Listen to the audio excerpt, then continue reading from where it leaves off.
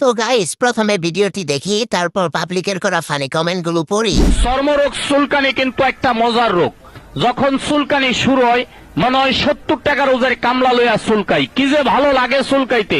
High রে মজার চুলকানি। तो चलिए शुरू करते हैं। আপা আরামে চুলকাইতাছে, ওই হাতেই সবাইকে কেক খাওয়াইতাছে। কেকের ক্রিম নিচ থেকে চুলকিয়ে বের করবে নাকি? सही पकड़े हैं। আপার চুলকানি কেক হেভি টেস্ট।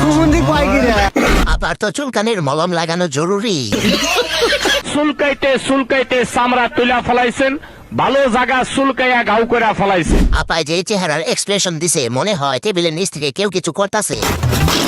আপা শুধু কেক বেচলে চলবে নাকি, মাঝে মধ্যে চুলকানির মলমও লাগায়েন। আপার চুলকানি বেশি, আপা মনে হয় বেগুন একটু বেশি ব্যবহার করে। ক্যামেরার কারণে আপায় ঠিক মতো চুলকাইতে পারে না। শব্দ হইছে করোনা ভ্যাকসিনের টিকা নিয়ে সব শালায় পাগল হইছে। ঠিক বলেছো।